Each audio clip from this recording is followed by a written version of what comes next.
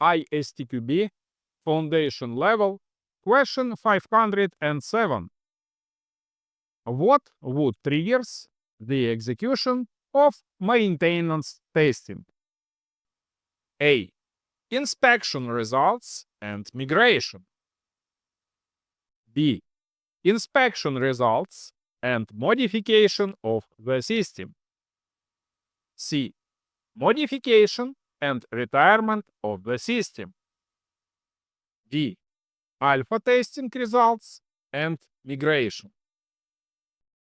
Take a moment to subscribe to my channel and hit the bell icon to don't miss new ISTQB questions and answers that will help you guaranteed enhancing your skills. Join us on this learning journey. If you find value in that I do and my videos help you, then you have the option to donate through the links in the video description to I can release new videos on ISTQB questions on a regular basis. Correct answer is C, according to ISTQB Syllabus. Maintenance testing is triggered by changes to an operational system. The three main triggers for maintenance testing are modifications, planned enhancements, corrective changes or hotfixes.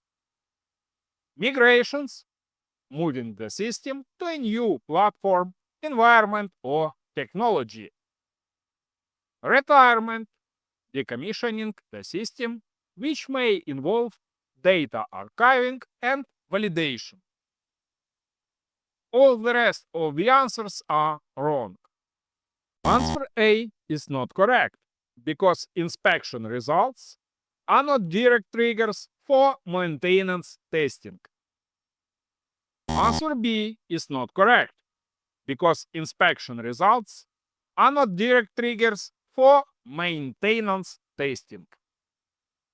Answer D is not correct, because alpha testing results are related to pre-release validation, not to triggers for maintenance testing.